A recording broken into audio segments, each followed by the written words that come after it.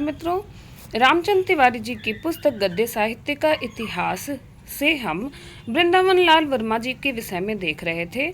उनकी समीक्षा में आगे हम देखते हैं आज ऐतिहासिक उनके उपन्यास वृंदावन लाल वर्मा जी के ऐतिहासिक उपन्यासों को। पहला उपन्यास है गढ़कुंडार। इसका प्रकाशन वर्ष 1928 ईस्वी। गढ़कुंडार में 14वीं सदी के बुंदेलखंड के सामंती जीवन का बड़ा ही सुंदर चित्रण किया गया है।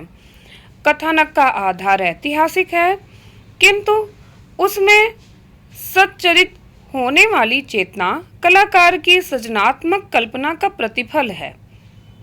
बुंदेलों का जातीयाभिमान, खंगारों की जातिगत हीनता, वीरत्व की निरुद्देश्यता, भाई की प्रवंचना, आदर्शदाता का विश्वासघात, आश्रयदाता का विश्वासघात, राष्ट्रीय भावना का अभाव, गढ़कुंडार में इन सभी का चित्रण बड़ी सजीवता से किया गया है। कलाकार ने युद्ध की विभीषिका के भीतर प्रेम की स्निग्ध धारा प्रवाहित की है। नागदेव और हेमवती का वासनाजन्य विषम प्रेम, अग्निदत्त और मानवती का मानवीय समप्रेम तथा दिवाकर और तारा का आदर्श समप्रेम उपन्यास को स्निग्ध बना देता है। तो ध्यान रखेंगे, गढ़कुंडार नामक उपन्यास में प्रमुख पात्रों के नाम हैं नागदेव, हेमवती, अग्निदेव, मानवती, दिवाकर, तारा। अगला उपन्यास है विराटा की पद्मिनी। प्रकाशन वर्ष 1936 ईस्वी। अधिक कलात्मक है। विराटा की पद्मिनी अधिक कलात्मक है। यह एक ऐतिहासिक रोमांस है। लेखक ने ऐतिहासिक वातावरण को पूर्णतः सजीव कर दिया है। अलग अलग समयों में घटित घटनाएं परस्पर संबद्ध करके एक साथ संश्लिष्ट कर दी गई हैं। घटनाएं इतिहास प्रसिद्ध न होने पर भी लोक परंपरा में चलती रही हैं। मुगल शासन की निर्बलता, सामंत राजाओं की स्वेच्छाचारिता, राजपूत राजाओं का विलास, जर्जर वीरत्व, नवाबों की लोलुपता, राजपूत नारियों का उत्सर्ग, दरबारियों की चालबाजी तथा जनता की स्वातंत्र प्रियता, विराटा की पद्मिनी में यह सभी कुछ साकार हो गया है। कुमुद का व्यक्तित्व तो बड़ा ही महिमामय है। प्रेम का सहज संयमित रूप उसके व्यक्तित्व की सबसे बड़ी विशेषता है। यह प्रेम जीवन में सक्रियता का संचार करता है और बलिदान की प्रेरणा देता है। उसके प्रति कुंजर का मूक समर्पण और त्याग प्रभावोत्पादक है। तो ध्यान रखेंगे, विराटा की पद्मिनी प्रकाशन वर्ष 1936 था और इसके प्रमुख पात्रों में कुमुद और कुंजर मुख्य थे। आगे देखते हैं मुसाहिब जू। 1946 ईस्वी में प्रकाशित हुआ। मुसाहिब जू भी ऐतिहासिक आधार पर लिखा गया है। 19वीं सदी के प्रारंभ में अंग्रेजी सभ्यता अपना प्रभाव जमाने लगी थी। सामंतशाही का अवसान हो रहा था। लेखक ने इसी समय के दतिया राज के एक मुसाहिब दलीप सिंह के विशिष्ट चरित्र का चित्रण किया है। मुसाहिब जू, जिसका प्रकाशन 1946 में हुआ, इसमें मुख्य पात्र दतिया के एक मुसाहिब दलित सिंह के चरित्र का विशिष्ट वर्णन है। अगला उपन्यास झांसी की रानी लक्ष्मीबाई।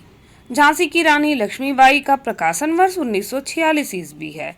यह उपन्यास विशुद्ध ऐतिहासिक उपन्यास है।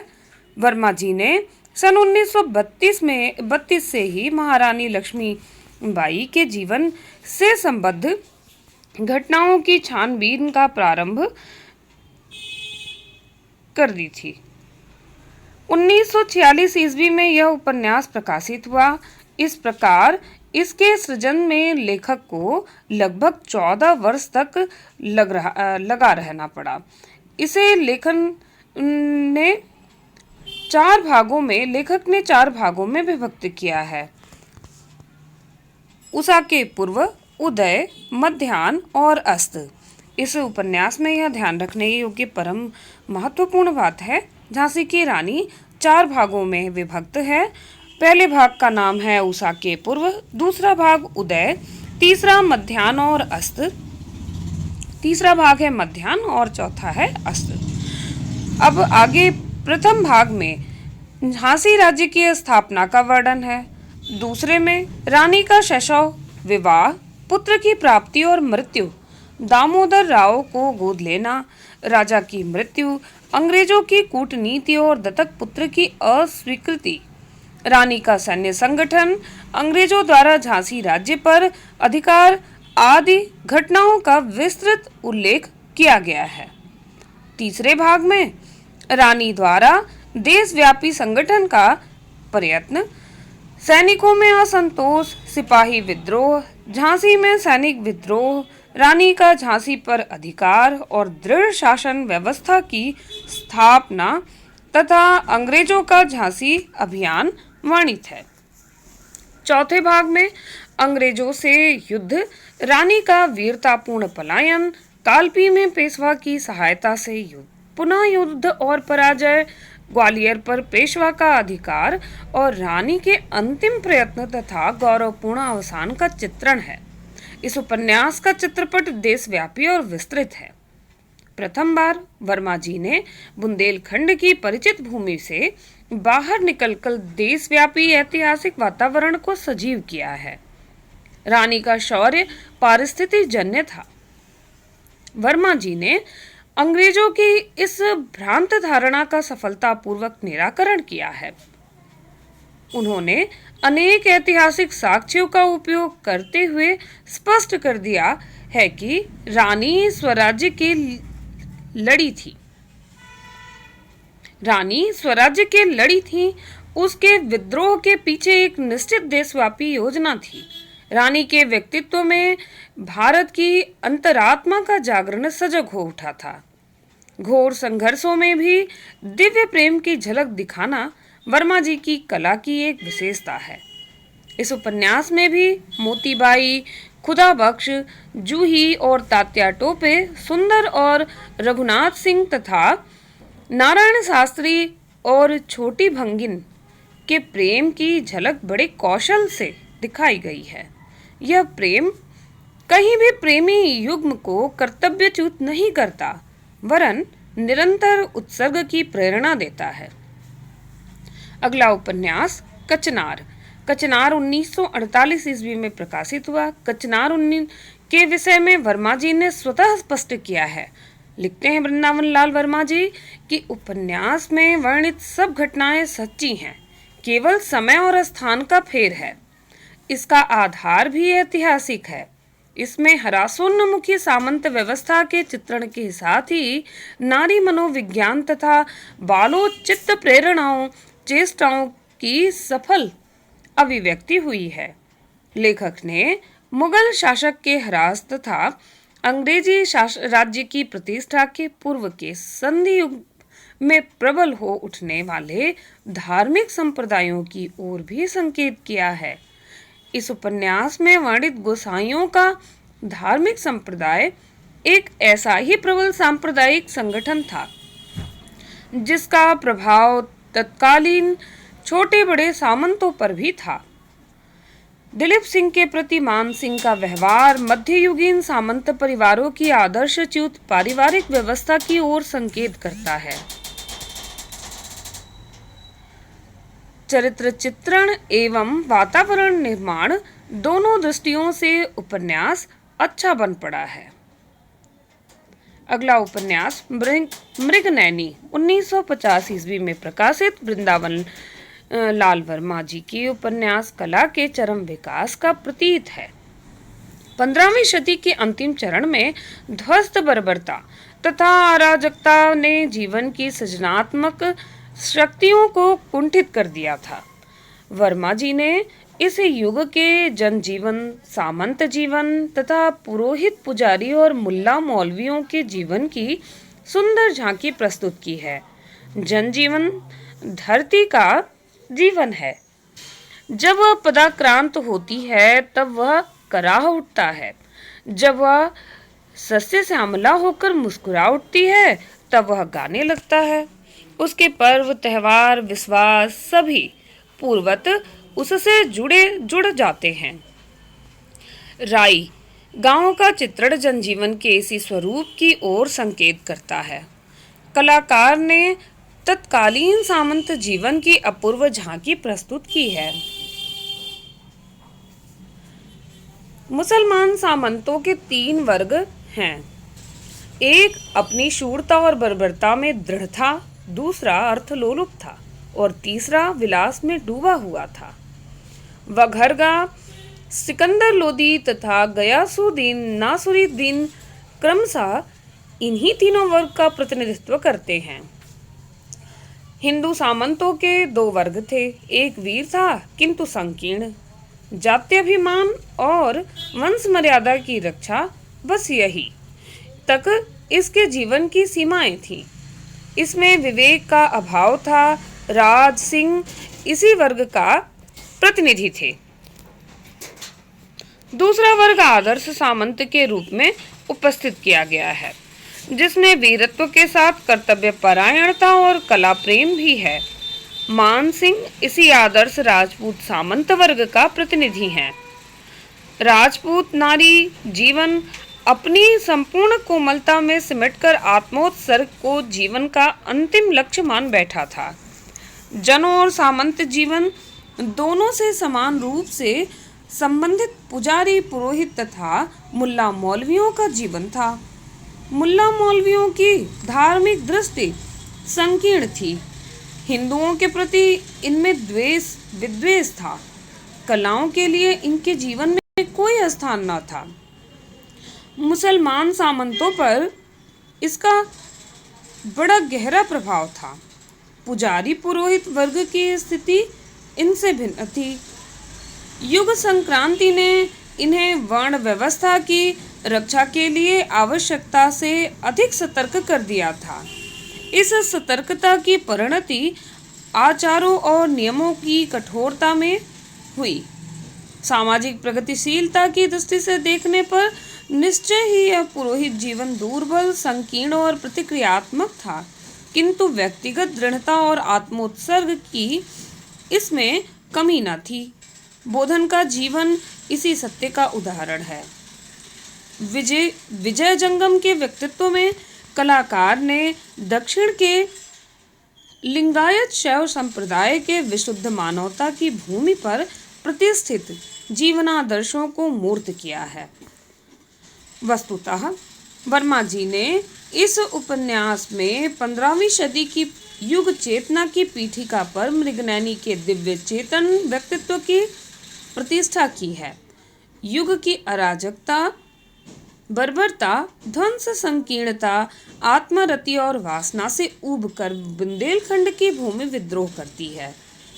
उसकी पर्वतमालाओं की अपराजेयता, दृढ़ता, नदियों की तरलता और गतिमयता, धरातल की भव्यता मृगनयनी के रूप में साकार हो उठती है, जैसे ध्वंसों के बीच से सृजन की प्रेरणा फूट पड़ी हो। इसलिए मृगनयनी के व्यक्तित्व में रक्षात्मक शौर्य तथा सृजनात्मक कला का समन्वित विकास होता है। इस व्यक्तित्व की उपलब्धि के लिए युग की समस्त ध्वंसोन्मुख शक्तियां दौड़ पड़ती हैं। लाखी और अटल के रूप में बुंदेलखंड की भूमि अपनी दृढ़ता, सरलता तथा स्नेहमयता लेकर इस व्यक्तित्व की रक्षा में अपने को मिटा देती है। मान सिंह, जिसके शौर्य में रक्षा है, ध्वंस नहीं, जिसके स्वभाव में उदारता है, संकीर्णता नहीं, जिसकी भावना में सौंदर्य बोध है, वासना नहीं, और जिसके जीवन में प्रगति है, प्रतिक्रिया नहीं, मृगनयनी के व्यक्तित्व की उपलब्धि की पात्रता प्राप्त करता है। किंतु उसमें भी इस व्यक्तित्व को उपलब्ध कर सकने की पूरी क्षमता कदाचित नहीं थी। अन्यथा अंत तक उपलब्धि के लिए सतत प्रयत्नशील रहने पर भी उसे यह प्रश्न न करना पड़ता, कर्तव्य वाले अंग में अब कौन सी कसर रह गई थी देवी, और उस देवी को यह उत्तर न देना पड़ता प्रजा के सुख की, देश की स्वाधीनता की। वर्मा जी के इस उपन्यास पर विचार करते हुए कुछ आलोचकों ने यह आरोप लगाया है कि उपन्यासकार वर्मा जी ने सामंती संस्कृति के एक ऐसे मोहक राग को अलापने का प्रयत्न किया है जो पाठक को व्यामोह में डाल सकता है। वर्मा जी ने अपने नवीन उपन्यास अमरबेल में उसका उत्तर दिया है। अमरबेल के दो पात्रों टहल और सनेही के माध्यम से वर्मा जी ने यह विवाद प्रस्तुत किया है। टहल कुछ प्रगतिशील विचारों का है, वह घायल होकर अस्पताल में पड़ा है। सनेही डॉक्टर है, वह टहल को मन बहलाव के लिए एक उपन्यास पढ़ने को देता है। टहल का मन नहीं लगता है और वह उपन्यास रख देता है। सनेही स्वयं उसे कहानी सुना देता है। कहानी सुनकर टहल कहता है ना इसमें सामंतवाद की उपासना और पुनरुद्धार की भावना। विवाद में भाग लेता हुआ सनेही पूछता है, तुम उस काल में उस राजा की तरह होते तो क्या करते? टहल उत्तर देता है, वही करता जो उसने किया। इसके बाद सनेही फिर प्रश्न करता है और उस घटना का हाल अपनी कल्पना द्वारा वर्तमान का कोई लेखक लिखता तो आज तुम्हें कैसा लगता? संभवतः वर्मा जी को प्रगतिवादी आलोचकों से इतना ही कहना है। अगला उपन्यास टूटे कांटे। 1954 में प्रकाशित यह रचना टूटे कांटे के कथानक का संबंध मोहम्मद शाह रंगीले के शासनकाल से है। स्वयं लेखक की दृष्टि में तत्कालीन भारत का इतिहास अंग्रेजों की दृढ़ कूटनीति और नवीन शास्त्रों से मराठा जाट किसानों के हलों की नोकों और सरदारों के घोड़ों की टापों से तथा सिखों की तलवारों और मुगल सम्राट की बोतलों से लिखा जा रहा था। लेखक ने इस ऐतिहासिक गतिविधि का सुंदर चित्रण किया है। उपन्यास का नायक फतेहपुर सीकरी के परकोटे के बाहर समीप ही रहने वाला एक साधारण जाट किसान सिपाही मोहनलाल है। नायिका एक भारतीय नर्तकी नूरबाई है। मोहम्मद शाह की मीर बख्शी सादत खां की उस पर विशेष कृपा है। मोहम्मद शाह के एक विशेष फरमान से नूरबाई की शाही दरबार में जाना पड़ा। नूरबाई का यह अपहरण सादत खां को टूटे कांटे की तरह चुभता रहा। इसी घटना के आधार पर उपन्यास का नाम टूटे कांटे रखा गया है। नूरबाई में रूप और कला दोनों का सुंदरतम सामंजस्य था। नादिर शाह के आक्रमण के समय मोहम्मद शाह ने उसकी बर्बरता से त्राण पाने के लिए नूरबाई को नादिर शाह की सेवा में भेंट कर दिया था। सादत खां ने नूरबाई के वियोग से पीड़ित होकर आत्मघात कर लिया। नूरबाई ने नादिर शाह के साथ न जाने का निश्चय किया। मोहनलाल की सहायता से अनेक कठिनाइयों के बाद नूरबाई अपने को मुक्त कर सकी। नूरबाई का परिचय सूरदास, नंददास और रसखान के भावमय पदों से भी था। वासना में जीवन से मुक्ति पाने पर उसकी जीवन धारा बदल गई। मोहनलाल ने भुवन मोहन मुरलीधर की कल्पना करती हुई उसने अपने को साक्षात राधा भाव से भावित कर लिया। उपन्यास के उत्तरार्ध का संपूर्ण भाग नूरबाई के जीवन में राधा भाव का विकास दिखाने में लग गया है। इस व्यक्तित्व के विकास के साथ ही लेखक ने तत्कालीन सामाजिक उथल-पुथल, आर्थिक अनिश्चय, धार्मिक अगति, राजनीतिक अस्थिरता तथा जातिगत विशिष्टता का सजीव चित्रण किया है। वर्मा जी ने अहिल्याबाई 1955 ईस्वी उपन्यास महारानी अहिल्याबाई के आदर्श जीवन से प्रेरित होकर लिखा है। अहिल्याबाई मल्हार राव होलकर के पुत्र खंडेराव की पत्नी थी। सन 1754 ईस्वी में खंडेराव की मृत्यु हो गई।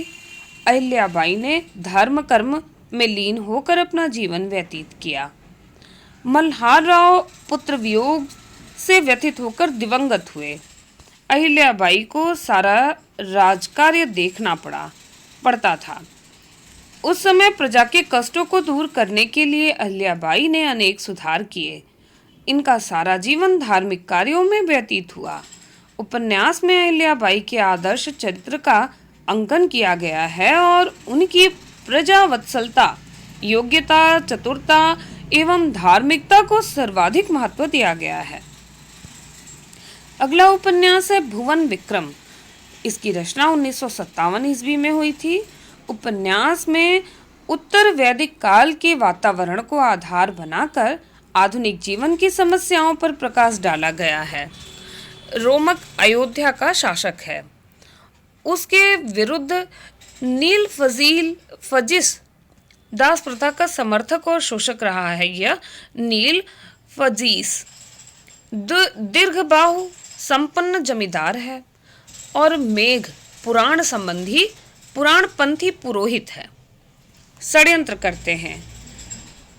ये सभी रोमक के विरुद्ध षड्यंत्र करते हैं। नील फजीस, दीर्घबाहु और मेघ। नील फजीस का परिचय दास प्रथा का समर्थक और शोषक है। दीर्घबाहु एक संपन्न जमींदार है। मेघ पुराणपंथी पुरोहित। रोमक पदच्युत होता है, किंतु अंततः उसके पुत्र भुवन विक्रम के धौम्य के आश्रम में शिक्षा प्राप्त करके लौटने पर परिस्थितियां बदलती हैं। रोमक पुनः राज्य शासन प्राप्त करता है। वह प्रजा के लिए अपनी समस्त भूमि का त्याग कर देता है। लेखक ने वर्ग विहीन समाज की कल्पना इस उपन्यास के माध्यम से चरितार्थ की है। ऐतिहासिक कालक्रम की दृष्टि से माधवजी सिंधिया 1957 ईस्वी में टूटे काटे के बाद का जीवन चित्र प्रस्तुत किया गया है। दिल्ली का अहमद शाह अब्दाली का आक्रमण होने वाला है और दिल्ली राग रंग में लीन है।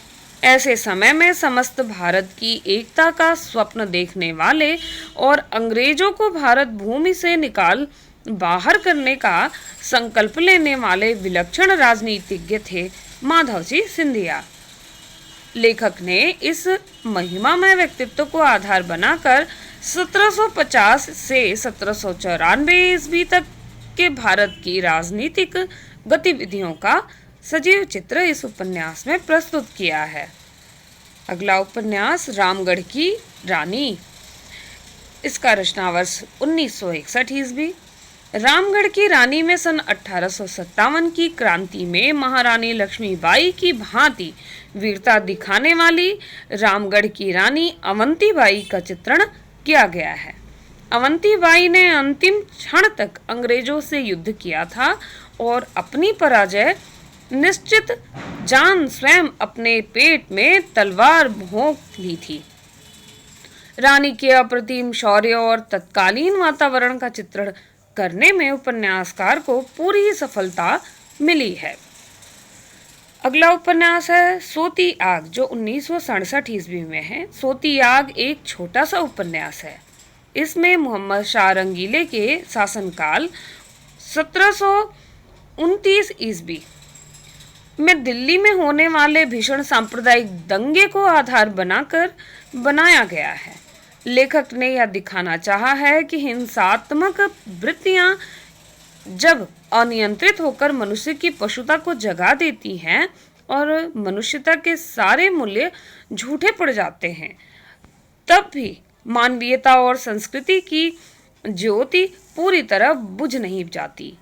वह हिंसा की भीषण लपटों की उपेक्षा करके ऊपर आती है और आती रहेगी। 1729 ईस्वी के भीषण दंगे में भी गुलाब खां और शेर अफगन सरीखे व्यक्तित्व का त्याग और शौर्य इस बात की याद दिलाते हैं।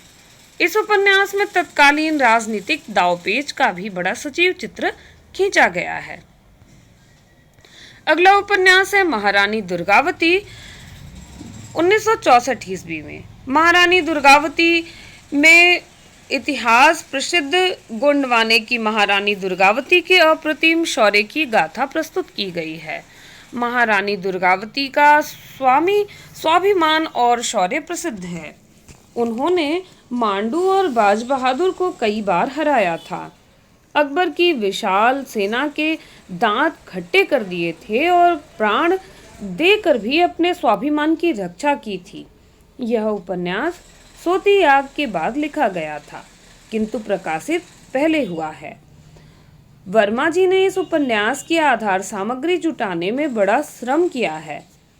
अबुल फजल कृत अकबरनामा, विंसेंट स्मिथ कृत Akbar the great Mughal, doctor Vasu कृत history of the Chandelas, doctor Hemchandra Ray कृत diagnostic history of northern India भाग 2 आदि ग्रंथों के अतिरिक्त वर्मा जी ने रानी दुर्गावती से संबंधित सभी ऐतिहासिक स्थानों में जाकर बहुत सी जानकारी प्रत्यक्ष अनुभव और स्थानीय अनुश्रुतियों के आधार पर संग्रहित की है। उपन्यास का लक्ष्य मध्यकाल के एक उज्जवल चरित्र को सामने लाकर भारतीय अस्मिता को मूर्त और जागृत करना है। कीचड़ और कमल अगला उपन्यास, प्रकाशन वर्ष 1973 ईस्वी। जे जाग भुक्ति जिझौती के चंदेल राजा मदन वर्म देव के शासनकाल को केंद्र में रखकर लिखा गया है। उस समय धार में यशोवर्मन और पाटन में सिद्धराज जयसिंह का शासन था। उत्तर में कन्नौज और काशी में गाहड़वाड़ गोविंद चंद्र राज्य कर रहे थे। बुंदेलखंड के चंदेल 10वीं और 11वीं सदी में प्रबल हो उठे थे। खजुराहो के भव्य मंदिर, कालिंजर का दृढ़ दुर्ग, अजयगढ़ का महल तथा महोबा के अनेक मंदिर चंदेलों की शक्ति और सांस्कृतिक अभिरुचियों के प्रतीक हैं। उपन्यास लिखने की प्रेरणा वर्मा जी को खजुराहो के मंदिरों को देखकर हुई थी। वर्मा जी ने इस उपन्यास में तत्कालीन जनजीवन की भी विश्वसनीय झांकी प्रस्तुत की है। जनता में योगियों, शैवों, शाक्तों, तांत्रिकों, वैष्णवों एवं जैनियों का प्रभाव था। वह कला प्रेमी थी। उसमें अपनी जन्मभूमि के प्रति प्रेम और सांस्कृतिक विरासत के प्रति सम्मान का भाव था। राजशक्तियों में स्पर्धा का भाव था। वे मात्र शौर्य प्रदर्शन के लिए भी टकरा जाती थी। साधारण जनता में पौरुष और साहस की कमी थी, किंतु उनकी दृष्टि व्यापक नहीं थी। अपनी राज्य सीमा को केंद्र में रखकर ही वह दूसरे क्षेत्र के निवासियों के बारे में धारणा बनाती थी। कला प्रेम उनकी वृत्तियों को उदात्त बनाकर उनकी चेतना का संस्कार अवश्य करता था, लेकिन जीवन की अन्य स्थितियां उनकी चेतना को संकुचित करने के लिए भारी पड़ती थीं। इस उपन्यास में वर्मा जी का मूर्ति, नृत्य, संगीत और शिल्प का ज्ञान हमें प्रभावित करता है। इसी के साथ ही वर्मा जी के उपन्यासों की यह प्रथम श्रृंखला पूरी हुई। बाकी कुछ उपन्यासों को हम अगले वीडियो में देखेंगे। तब तक के लिए आपका बहुत धन्यवाद, बहुत आभार।